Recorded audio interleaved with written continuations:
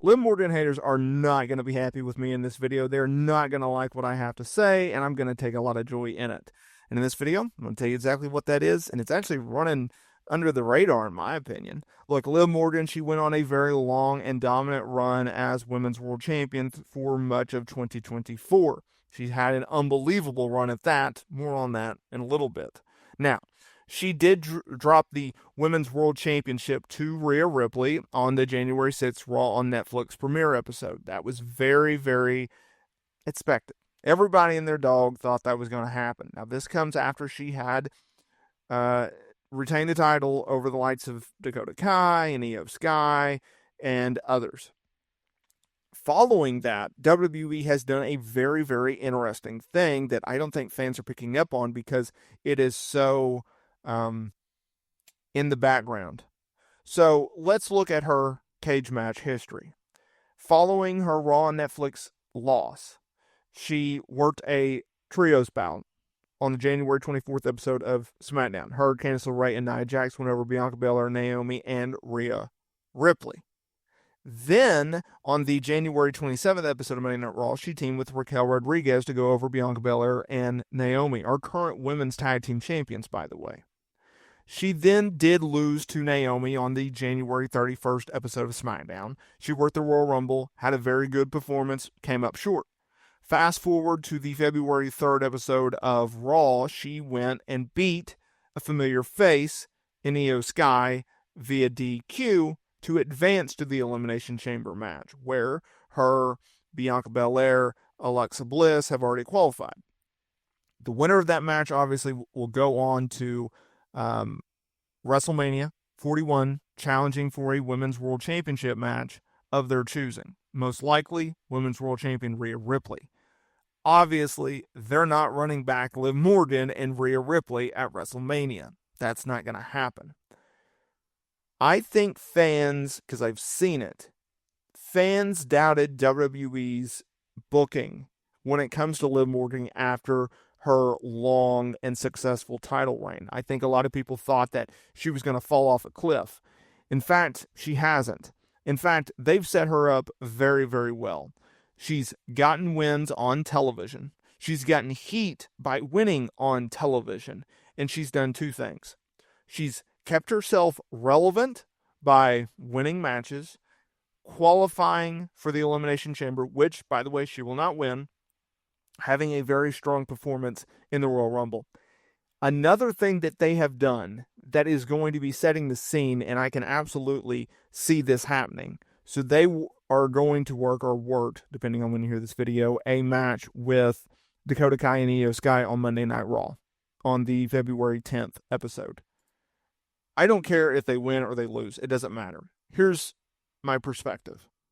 WWE, and I predicted this heading into the Raw Netflix premiere episode, WWE told you what they were going to do with Liv Morgan. You just didn't pay attention. I predicted that you could do two things. You could set up a Becky Lynch-Liv Morgan feud coming out of Mania. Becky Lynch hasn't returned yet. I assume it's because of Hollywood projects delaying her WWE return. Or you could go into the direction in which they're going in which no one is really talking about, which is her and Raquel Rodriguez as a tag team. That's what they're doing. And it's beautiful. It's masterful because it does two things. One, it keeps Liv Morgan in the spotlight and relevant. And two, it continuously, there's not a massive drop off in her career, her momentum, her trajectory. She's just simply pivoted towards, okay, she was a top singles star, a top singles champion. Now we're going to go and we're going to be a champion as a tag team. I believe that Bianca Belair and Naomi will be losing the women's tag team titles soon. I think Jade Cargill is going to return. She's going to go after Naomi as the mystery attacker. I think Bianca Belair, who's obviously qualified for the Elimination Chamber, is going to go on a long singles run. So if I'm taking Bianca out of the mix, and if I'm taking Naomi out of the mix, and I'm seemingly taking Jade Cargill out of the mix, then you need new champions as tag teams. Well, WWE is very high on Raquel Rodriguez, regardless of whether you think she lacks heat, comebacks, babyface, heel reactions, regardless. They were very smart by pairing her with Liv Morgan for two reasons. Number one, it benefited Raquel Rodriguez because it put her with a top tier star, and therefore it gives a rub on Raquel Rodriguez. Number two, it gives Liv Morgan something to do that's in a prominent way where she's not just, fell off the face of the earth type of thing, where she can pivot right into a tag team scene and it doesn't look like a huge drop off, demotion, whatever the case may be. I actually think it's brilliant. And I think it shows the dedication from WWE, from Triple H to Liv Morgan, in the sense of like, hey, we believe in Liv Morgan. We expect big things out of Liv Morgan. We took a year and we invested it into Liv Morgan. And we're going to see that, and we're going to want returns further on that investment into Liv Morgan. That's what they've done with her.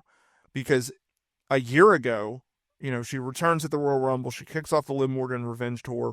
She goes into a feud with Becky Lynch. Coming out of Mania, she goes into a feud with Rhea Ripley.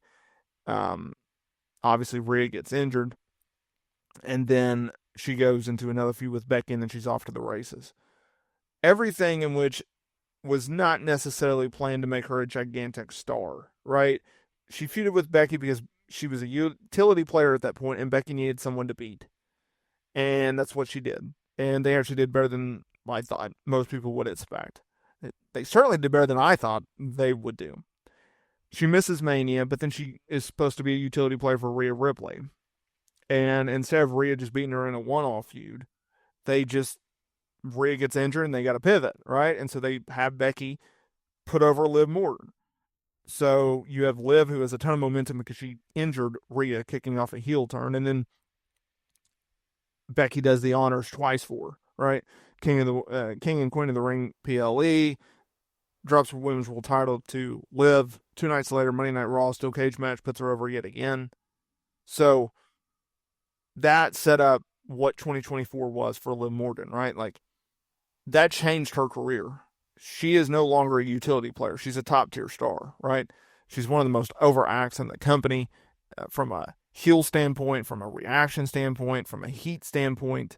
She checks all the boxes. And I think she'll continuously do that as we go into 2025. And she may not be a top tier women's world champion. She may not be a top tier star in a singles competitor role. But you best believe she's going to be a top tier star for this company. I think she's going to do it as a tag team star. And you benefit that for a Raquel Rodriguez.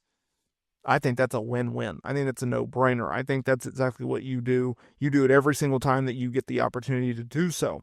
And I think that's what they're doing with Liv. And I absolutely love it. And I'm very curious to see where they go even further with Liv Morgan.